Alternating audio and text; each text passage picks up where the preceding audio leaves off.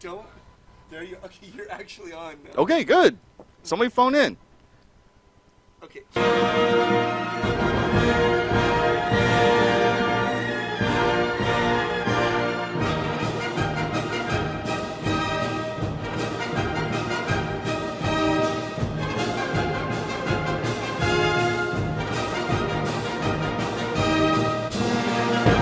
Got it. Thank you. We're gonna shut the show down here, but I want to get to one last topic, one very important topic, and that is, I had Billy DGAF, who's another just legend that nobody knows about, and not surprisingly at all to us, one of the secrets to Billy's game is he's like a massive overbetter. Like, he overbets a lot, and he just knows where he's at in hands, and he gets people to make ridiculous freaking payoffs and then ridiculous folds. But that's not the point of this story. The point of this story is, I asked DGAF if he had ever been thrown out of a casino for winning too much, because he is another one of those guys who would take like $1 million out of a small room like Lake Elsinore, or a small room like Ocean's 11. And he demurred. He didn't want to say that he had ever been thrown out of a room. But you, Mike Basich, you have actually won so much money in one room, Agua Caliente, that they threw you out of the room. That's true. Tell us that story. Well, basically, this all started about 5 or 6 years ago. The casino in question is Agua Caliente. It's in Rancho Mirage. It's around near Palm Springs. It's in the desert area of California. And it's basically out there, you know, a bunch of rich old players. They call it snowbirds because, like a snowbird, they migrate from other parts of the country because it's too cold for them. Midwest, East Coast, parts of Canada. And like a snowbird, they migrate out to the desert during those months, and they're all kind of pretty rich, affluent, you know, gentlemen. And basically, all they kind of do is golf and gamble during those winter months. And basically, I used to go out there with my friend Zachary Freeman, who's also like a really good poker player that, you know, Limon is friends with. And we were basically introduced to the casino through Russian Victor, because, you know, Victor fits that older demographic, and so he actually told us about the casino the games were really good. And so Zach and I started going out there 5 or 6 years ago. They had a 5, 10, 20 no limit game that we'd play in once every few months. And then what ended up happening was Zach found out that this one, like the biggest whale there, loved to play pot limit Omaha high-low, which is a game that's not very popular on the West Coast. And so we kind of talked with him and talked with some of the other regs, and we decided to create a 3-game mix. The blind was a 3-blind structure of 5, 10, 25, and it was 1,000 min-buy-in uncapped max. And we decided to run it one day just to see how the game would go, if there was any interest for it, if we could keep the game running. Right. And so we ran it the first day. It was a 3-game mix with that guy Larry, and then, you know, other players who we like could kind of text or email. They all showed up, and Zach ran super hot the first day. He won over 30,000 that first day, and then basically the game just became a regular thing, and we started running the game every Tuesday and Thursday, and people, like, the word about this game spread, and people started showing up earlier and earlier and earlier. It got to the point where Zach and I actually had to wake up at 6 in the morning just to get a seat in the game. So the game would start at 8 a.m. sharp. We wake up at 6, call the floor, get our name on it. You gotta love a game with a bunch of rich old white guys that starts at 8 a.m. You just gotta love it. Yes. So basically, Zach and I would go there all the time, and Zach and I were crushing the game.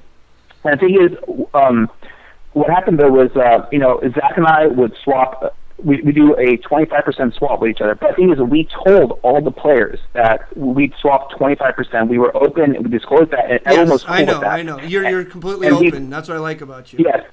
And we played the game for 2 years. Over that time, we always had like the floor and, you know, people like looking over our shoulder. And what happened was, before we got there, there was like a little like contingency of 1 or 2 kind of old poker pro type grinder types that they were old, but they weren't rich like the majority of the people out there. And like, they were the ones making money off these rich old guys. And now we kind of came in as these like young LA guys, and we're always hanging out with each other. And like, the thing is, Zach and I, like, we'd carpool there, we'd hang out with each other because no one else was within like 30 years of our age. Right. And so like we just didn't fit in. And so, and like the poker management was super incompetent. Like, you know, like Zach plays open-faced Chinese poker on his iPad while he's playing the game.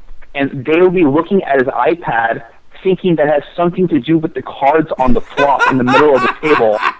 And they're like asking, like, what is he doing? Are you like manipulating the deck? Are you like running odds? Like what is this software you're doing? Like, they have no idea like what they're even. They're so out of touch, you know. Right. So we always dealt with like these rumors. People were spreading rumors saying we're cheating, that we're like signaling each other. Like, one guy was actually telling people that I was capping my cards with different amounts of chips to signal to Zach what kind of hand I had. Like, if I had a low-only hand, I had 1 chip on my cards. If I had a two-way hand, I put like 2 chips. Just crazy stuff, right? And the thing is, the rich regs we actually played with, they'd laugh at these guys. They would be like, oh, you know, like, if you crack their code and you know what they have, why don't you just sit in the game and win all their money, right? Yeah, if you know what they're doing, right? That's exactly. Right, yeah.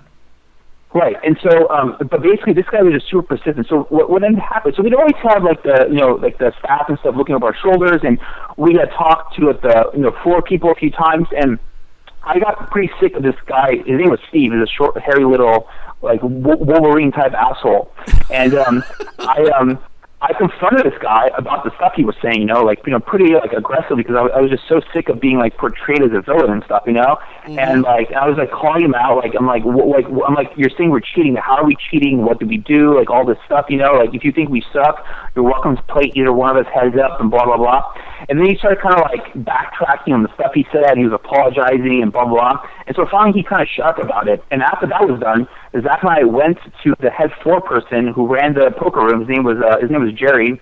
Right. And we spoke with him, and we asked him, what's your take on us? Do you think we're cheating? And he point blank told us, if I thought you guys were cheating, I would have had you guys out of here a long time ago. Right. I think you guys are not doing anything wrong. You guys are cool. And that was like after the second year of us playing in that game every single week for 2 years straight. We're the ones that actually like kind of created the game and hosted it. Right. Fast forward to the start of the third year, the game starts up again at the beginning of the season, and we played for like 3 weeks.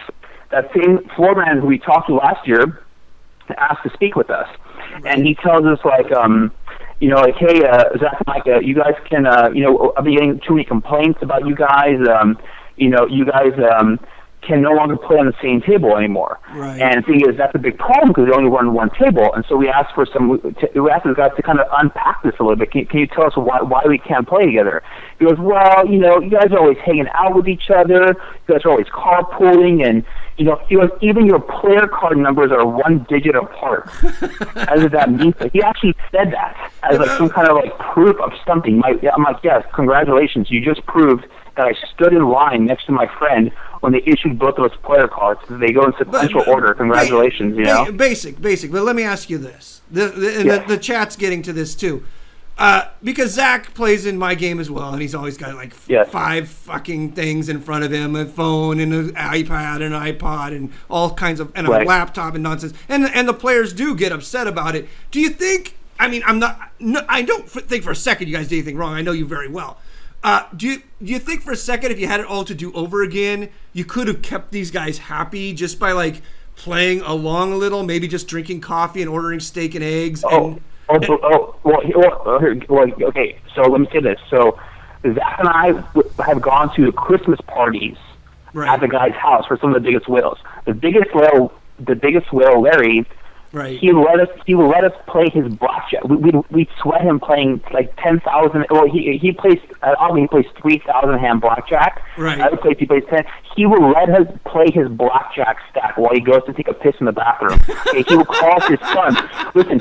His favorite pistachios were Hadley's, this little orchard in the middle of nowhere. Right. On the way to Ottawa, like every other week, we would stop by this orchard to pick up this guy's favorite pistachios. That cost like $60 a tin just to bring him his pistachios. The whales, I get it. The whales liked you. You gambled with the whales. They liked you. But what about the regulars? Was there anything in retrospect? Here's the thing, Lyman, is this guy doesn't even play with us. Okay. So what happened was the game got so popular, they actually created a 5-5 off-spin, smaller version of the game because that 3-game mix got so popular. Right. So this guy wasn't even someone we played with. He's someone that used to play with the whales that were now playing with us. And so he, because he's been there a long time, started spreading these rumors like behind our backs to like the floor people, to like other staff members, to other players. Right. And so he wouldn't even play with us. The actual people we played with completely liked us. You know, Zach would go golfing with them. We Right. played basketball with them at the local YMCA. We go to Christmas parties. We bring gifts. We did as much. And things I would love to tip the shit out of the floor to like be in their good graces, except you Right. can't. The floor is not allowed to accept tips out there like they can in LA. So there we was really made our best effort. You made your best effort. So what ended up happening was the guy just told us we had blah blah blah, and we told our side of the story, how we host the game, how like people like us, and like we asked them to specify who's accusing us, what are they saying, are they telling you how we're cheating, what can we do? And he kind of like sympathized with our situation, and he goes, all right guys, I'll get back to you guys, we'll figure something out, okay? Right. The very next day, Zach sends him an email that basically summarized what we talked about and also added a few more pointers of positive things we do for the poker community out there that we forgot to mention in our conversation. Okay. And less than 24 hours after the guy telling us, I understand, I feel bad for you guys, we'll try and work something out, I'll go back to my bosses, we'll get back to you guys. Less than 24 hours of that happening, he writes back to Zach saying, you guys are both now banned from the room, the decision is final, I've already notified security, do not contact me again, this case is closed. Right. And then we wrote a letter to CJ, who was like the head general manager of the entire casino. Right. And we had it hand delivered by one of the whales, and he basically we heard through the grapevine that he liked our letter and that he would have a meeting with the other executives or staff members to decide what to do with us. Right. And they basically never got back to us, and then we followed up once or twice, Right. and it just kind of fell through. So, but Basic. basic. What I'm asking you is, in retrospect, was there anything that you like? If you found another berry patch right now, you find a berry patch just north of Los Angeles at some little podunk casino. Is there anything that you would do differently to stay in the game? Would you be on the laptop the whole time? I mean, this is the question. Oh, I was. That was acting. I'm all about focusing on the game. Right. I'm not the iPad open-faced Chinese, juggling flaming swords while playing poker kind of guy. Right. I just focus on the poker, and I socialize a lot with the guys. So, I feel like I'm basically retired now.